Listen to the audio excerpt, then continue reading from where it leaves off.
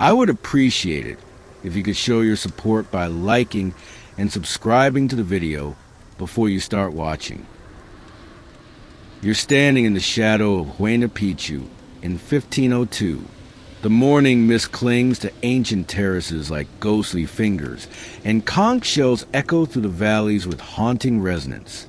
But today isn't about magnificent stone architecture that will one day captivate tourists. It's about something far more intimate, shocking, and completely hidden from the history books we think we know. Picture this.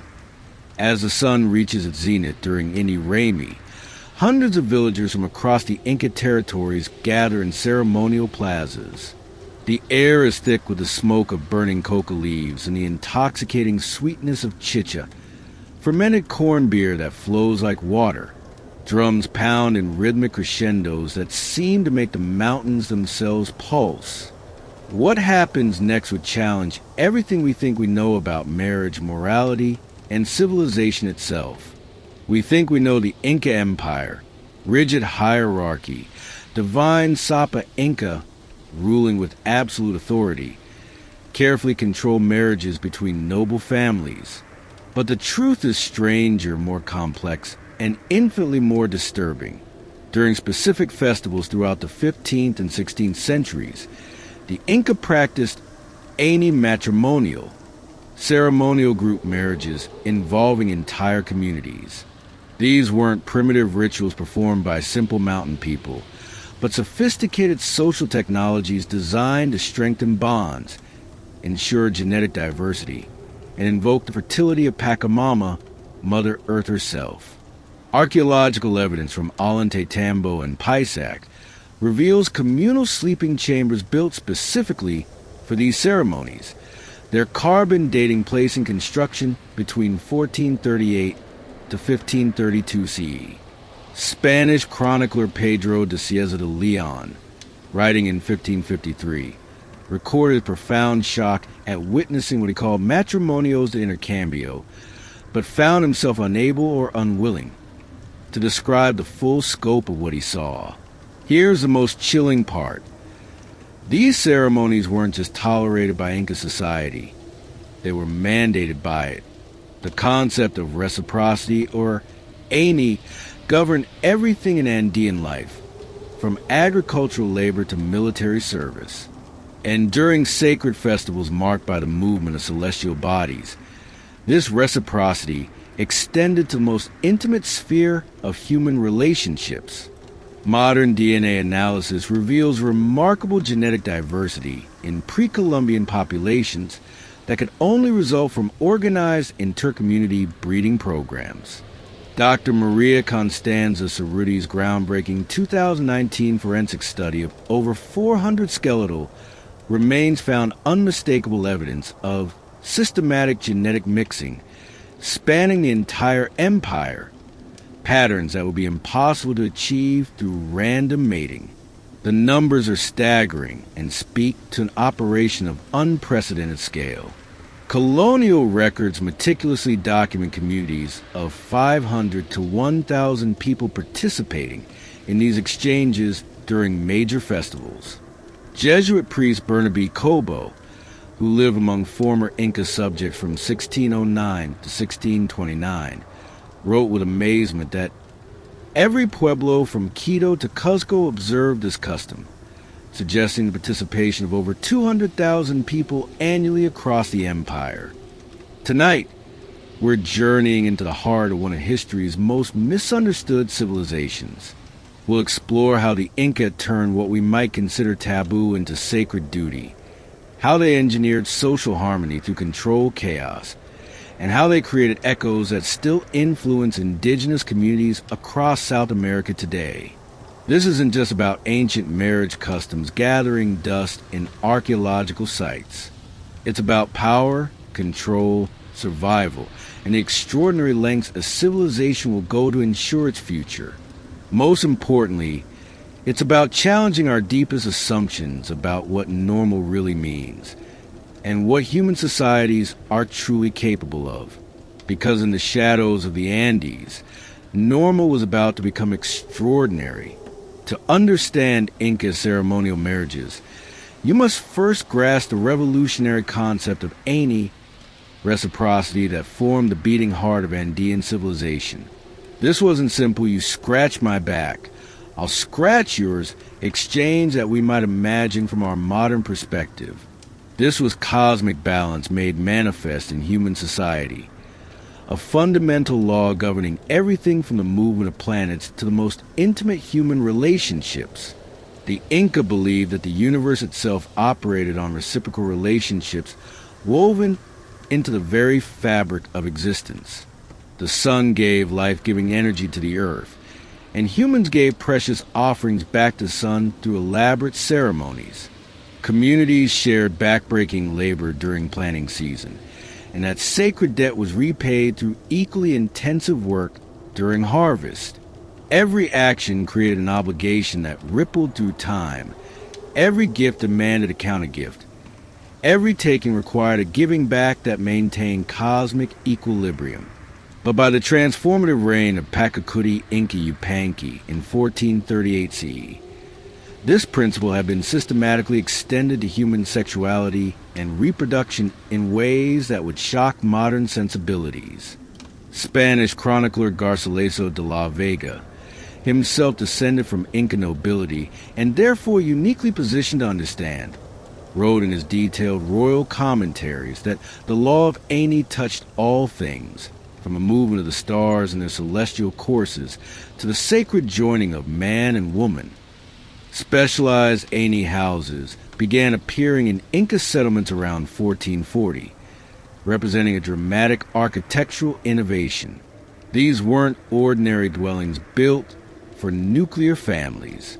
Painstaking excavations at the remote site of Choqquirau, led by archaeologist Javier Fonseca Santos in his groundbreaking 2007 expedition, uncovered structures with unique and telling features. Multiple sleeping alcoves arranged in precise circular patterns around central hearths. Sophisticated drainage systems that could handle large gatherings, and walls decorated with unmistakable fertility symbols, including intertwined serpents and paired corn cobs, ancient Andean symbols of sexual union and agricultural abundance. Meticulous carbon dating of organic materials found embedded in these chamber floors reveals periods of intensive use corresponding exactly with known festival dates from the complex Inca calendar. But perhaps most telling evidence came from microscopic analysis of floor sediments that told a story no Spanish chronicler dared record in detail. Dr. Elena Vargas of Universidad Nacional Mayor de San Marcos discovered concentrated traces of crushed coca leaves, quinoa pollen, and unmistakable human reproductive fluids in combinations that strongly suggest what she diplomatically termed massive, coordinated reproductive activities. The system worked with mathematical precision that would impress modern administrators. During the three major fertility festivals, Ini Raymi in June celebrating the sun god, Koya Raymi in September honoring the moon goddess, and Capac Raymi in December marking the summer solstice, carefully selected representatives from participating El community groups would gather at designated ceremonial centers. These weren't random sexual encounters driven by passion or desire. Every pairing was carefully orchestrated by specialized officials called Kamiyuk matrimonial, marriage coordinators who maintain incredibly detailed Kipu records tracking bloodlines, health status, fertility history, and previous pairings across generations. Spanish colonial administrator Pedro Sarmiento de Gamboa, writing in his comprehensive 1572 chronicle, documented the breathtaking bureaucratic precision of these events with a mixture of fascination and horror. Each family group was required to contribute one married couple for every 20 households in their community. The exchanges were meticulously recorded on colored strings, with red knots indicating proven fertile unions, yellow designating first-time participants, and blue marking those who had successfully produced children in previous ceremonial exchanges. But why did the Inca develop such an elaborate and seemingly unnatural system? The answer lies in the harsh realities of Andean geography and the deadly genetic bottlenecks it created. Everything changed in 1471 during the reign of Tupac Inca Yupanqui, when a devastating plague swept to the highlands of what is now Peru, bringing with it not just death, but the complete transformation of Inca society. Spanish chronicler Pedro de Cieza de Leon, writing decades later with the benefit of survivor testimonies, described the unimaginable crisis. A sickness came from the north, killing 1 person in every 3, leaving entire villages with too few people to plant their fields, defend their borders, or maintain the sacred traditions that held their world together. But here's what the Spanish conquistadors never understood in their obsession with gold and conquest. This plague didn't just kill people. It shattered the delicate network of reciprocal obligations that held Inca society together like an intricate web. When entire Ayllu communities were wiped out overnight, their marriage alliances died with them. Their labor exchange agreements vanished. Their ceremonial partnerships that had maintained cosmic balance for generations simply ceased to exist. The empire faced not just catastrophic depopulation, but complete social collapse that threatened the very foundations of Andean civilization. The Sapa Inca's response was as brilliant as it was shocking, representing perhaps the most audacious act of social engineering in human history. Rather than allowing communities to slowly rebuild through traditional courtship and gradual marriage alliances that might take decades, he issued what Spanish colonial records call the Decree of Sacred Exchange, a radical mandate that transformed occasional fertility rituals into systematic social engineering on an unprecedented scale. Archaeological evidence from this critical period reveals a massive construction boom in ceremonial centers across the empire. Ground-penetrating radar surveys conducted at Machu Picchu by Dr. Thierry Jamin's team in 2012 uncovered previously unknown chambers built specifically between 1470 to 1475 CE, designed to accommodate large groups with characteristic ink precision, but featuring one unique innovation. The chambers were engineered to be easily cleaned and ritually purified between different ceremonial uses. The new system was breathtakingly organized, displaying logistical sophistication that would challenge modern event planners. Inca administrators created what Spanish missionary José de Acosta termed marriage districts, territorial zones that deliberately crossed traditional Ayla boundaries.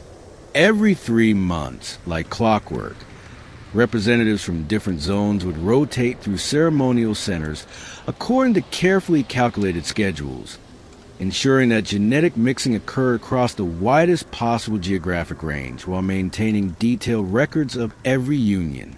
Decoded Kipu records, painstakingly analyzed by Dr. Gary Urton of Harvard University, reveal the staggering scale of this operation.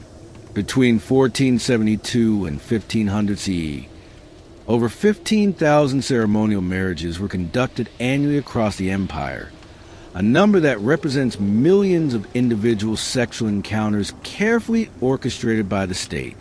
The logistics alone were mind-boggling.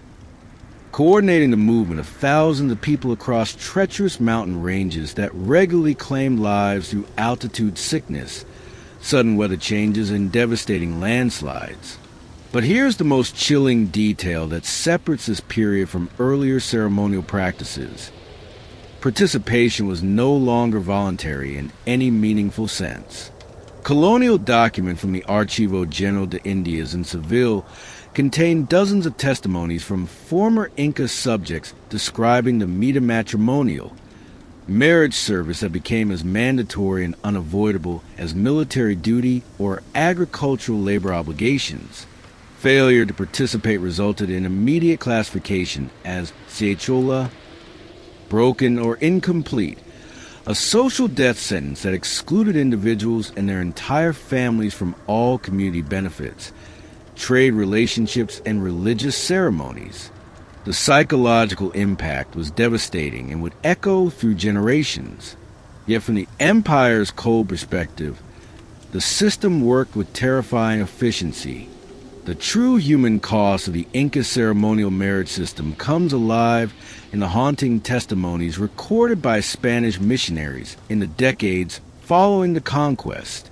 These aren't abstract historical policies gathering dust in archives. They're intimate stories of real people whose lives were forever altered by the Empire's relentless pursuit of genetic and social engineering. In 1578, Jesuit priest Diego Gonzalez Holguin conducted extensive interviews with Sumana, an elderly woman from the village of Ontetambo, who had participated in 17 ceremonial exchanges between 1495 and 1520. Her testimony, meticulously preserved in the Jesuit archives in Rome, provides our most detailed and heartbreaking first-person account of what actually happened inside those sacred chambers. The Kameyuk would paint our foreheads with red ochre mixed with llama fat, making us into living symbols. Sumana recalled with a voice that, according to priest's notes, trembled even decades later. They told us we were becoming vessels for the ancestors, that our individual selves must disappear completely so that new life could enter the world through us. The chicha made everything dreamlike and strange.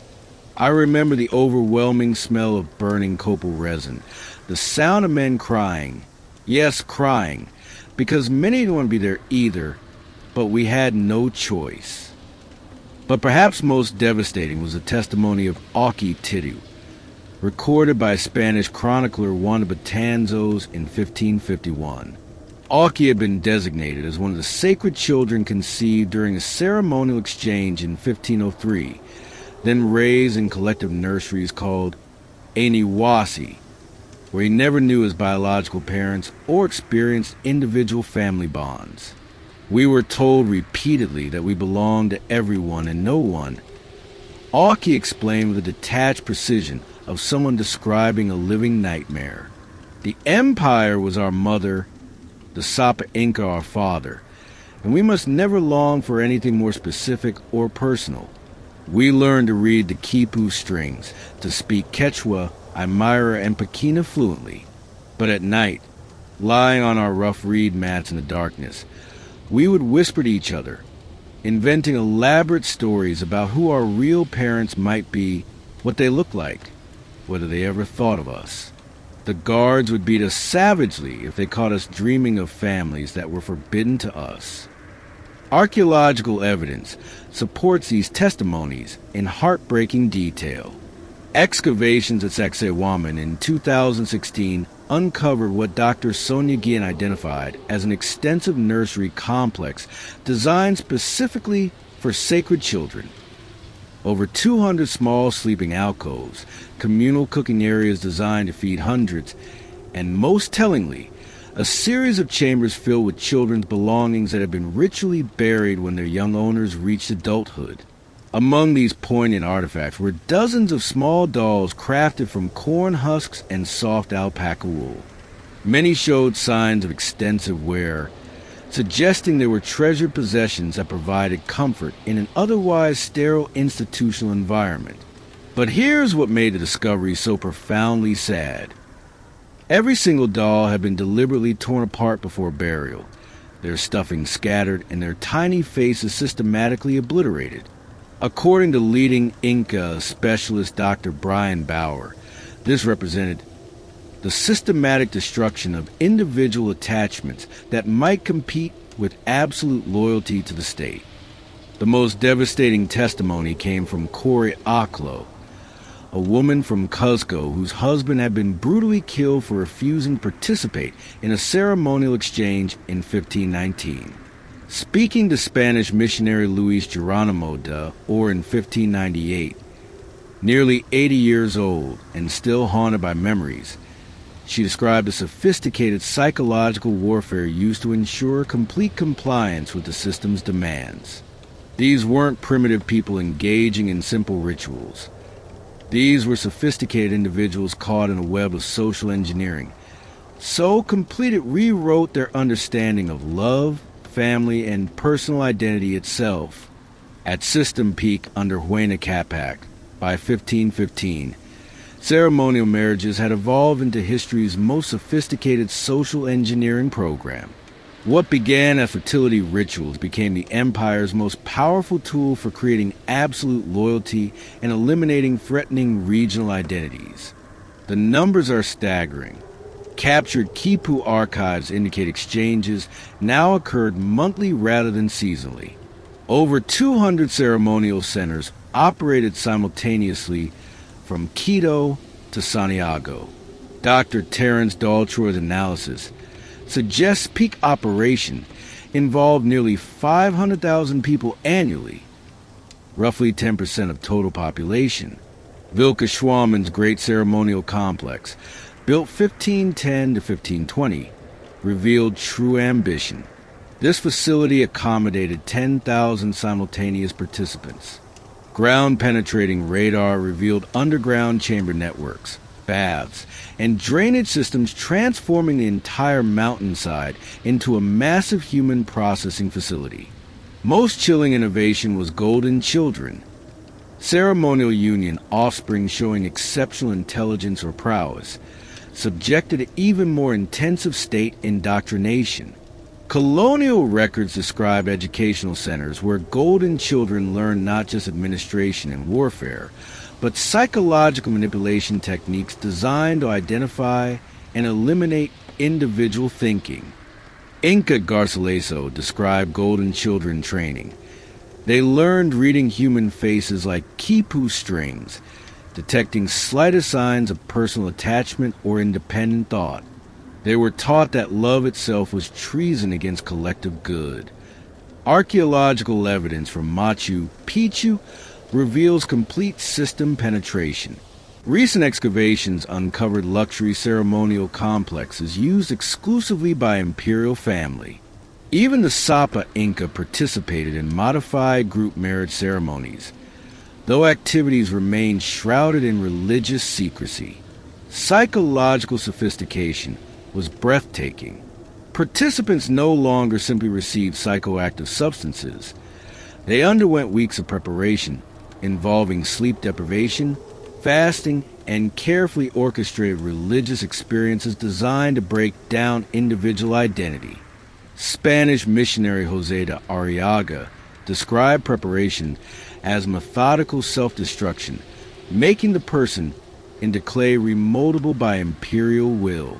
Most insidious was system self-perpetuation. By 1520, entire generations knew no other social organization. Exclusive pair bonding, choosing spouses, raising own children, these ideas became literally unthinkable to many subjects. Spanish conquistador Pedro Pizarro recorded his shock encountering this mentality during Cuzco conquest. When we spoke of Christian marriage, one man, one woman, they looked at us as if mad. They asked how such systems could work. Who would ensure genetic diversity? Who would prevent personal loyalty accumulation, threatening common good? Their questions disturbed us more than their resistance. The system spawned its own mythology. By 1520, official religious doctrine taught that ceremonial marriages were commanded by ayni as civilization's foundation. Alternative marriages weren't just illegal. They were blasphemous cosmic order violations requiring divine punishment. Spanish chronicler Cristobal de Molina recorded priests explaining theology. They believed individual marriage created spiritual pollution only cleansable through collective ritual. Exclusive pair bonding was spiritual greed poisoning not just individuals, but entire communities. The empire achieved something unprecedented. Complete transformation of humanity's most basic institution into state-controlled tools. But this achievement proved both Inca power's height and its destruction seed. Because in 1532, Spanish conquistadors would encounter not just military resistance, but a civilization so psychologically alien that peaceful coexistence would prove impossible. November 16th, 1532. The plaza at Cajamarca fills with an otherworldly tension as two civilizations, each utterly convinced of its own moral and technological superiority, prepare for a confrontation that will reshape the course of human history. But this isn't just a familiar story of Spanish conquistadors versus Inca warriors that fills our history textbooks. This is a collision of two completely incompatible visions of what it means to be human, to be married, to be a family. Francisco Pizarro's 168 conquistadors brought with them far more than steel weapons, gunpowder, and horses. They carried the absolute, unshakable conviction that Christian monogamous marriage was not just preferable, but divinely mandated by God Himself. The Catholic concept of marriage as an exclusive, sacred bond between one man and one woman was so fundamental to their worldview, so deeply embedded in their understanding of morality and civilization, that they literally couldn't comprehend alternatives as anything other than moral abominations requiring immediate correction. Spanish chronicler Francisco de Xerez, personal secretary of Pizarro himself, recorded a profound shock of their first encounters with Inca marriage customs. When we inquired about their wives and children, hoping to understand their family structures, they spoke as if all women were wives to all men and all children belonged to the entire community rather than specific parents. We could not determine if this was pure savagery born of ignorance or some form of diabolic possession that had corrupted their natural human instincts. But the Inca were equally horrified by Spanish marriage practices, viewing them as equally unnatural and destructive. Atahualpa himself, speaking through skilled interpreters during his months of captivity in Cajamarca, expressed genuine bewilderment at the concept of exclusive pair bonding. According to carefully preserved Spanish records, he repeatedly asked questions that revealed the depth of cultural incomprehension. How can the joining of only two people possibly honor the gods who created all life? How can children raised by only two adults learn the full wisdom of the community? How can your civilization possibly survive without the sacred exchange that prevents the inevitable poisoning of bloodlines? Spanish missionaries, arriving in successive waves after the initial military conquest, immediately identified the ceremonial marriage system as the spiritual heart of Inca resistance to Christian conversion. Father Vicente de Valverde, who had accompanied Pizarro's original expedition and witnessed the capture of Atahualpa, wrote urgently to the Spanish crown in 1533, "We cannot truly conquer these people until we completely destroy their abominable marriage customs.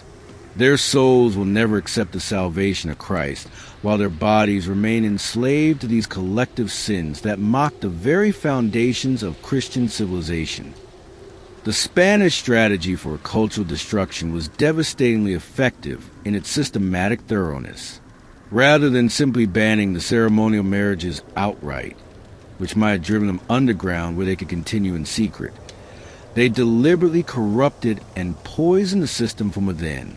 Colonial Administrator Pedro de la Gasca, arriving with extensive powers in 1547, implemented what he termed Christian purification protocols, forced conversion programs that specifically targeted marriage coordinators, sacred children, and other administrative personnel who formed the system's organizational backbone. The psychological warfare employed was brutal in its calculated precision. Spanish records describe elaborate conversion ceremonies where former participants in group marriages were forced to publicly confess their sins in front of their entire communities and formally renounce all their past relationships as evil and corrupt. Those who refused to comply faced imprisonment, exile to distant regions, or execution as unrepentant heretics. But those who did comply faced an even worse fate: the complete destruction of their cultural identity and sense of self. But the Spanish discovered something unexpected that would haunt colonial administrators for generations. Today, In the remote highlands of Peru, Bolivia, and Ecuador, anthropologists studying indigenous marriage customs encounter practices that seem both familiar and impossible, echoes of a destroyed civilization that refused to completely disappear. Communities that officially practice Catholic monogamy maintain underground traditions of temporary spouse exchange during agricultural festivals. Children raised in nuclear families still participate in collective child-rearing arrangements that blur traditional concepts of parenthood. Most remarkably, genetic diversity in these populations remains extraordinarily high despite centuries of supposed isolation and intermarriage restrictions. Dr. Catherine Allen of George Washington University, whose remarkable 40-year longitudinal study of Andean communities has documented these surviving practices in unprecedented detail, describes them as cultural DNA, fragments of the ancient ceremonial marriage system that have somehow adapted and persisted despite centuries of systematic suppression. The Spanish conquered the empire, Allen observes with scientific precision, but they never fully conquered the Andean understanding of what families can be and should be. The psychological impact reverberates powerfully to this day in ways that modern mental health research is only beginning to understand. Comprehensive studies in former Inca territories reveal distinctive patterns of depression and anxiety that correlate specifically with forced adherence to Western nuclear family structures imposed by colonial and post-colonial governments. Most significantly, communities that have managed to maintain more flexible marriage and child-rearing arrangements consistently show dramatically better outcomes for mental health, genetic diversity, social cohesion, and economic cooperation. But perhaps the most profound legacy of the Inca experiment is what it reveals about the fundamental plasticity of human nature itself. For over a century, one of the world's most sophisticated and successful civilizations systematically subordinated individual romantic choice to collective genetic optimization, and it worked. They proved conclusively that human sexuality and pair bonding, behaviors we consider fundamental and unchangeable aspects of our species, can be systematically modified to sustain social engineering and cultural programming. Modern reproductive technologies echo the Inca approach in unsettling ways. Genetic screening of potential partners, artificial insemination programs, surrogacy arrangements that separate reproduction from emotional attachment. Contemporary polyamorous communities and cooperative child-rearing movements often rediscover, usually unconsciously, social technologies that the Inca perfected centuries ago.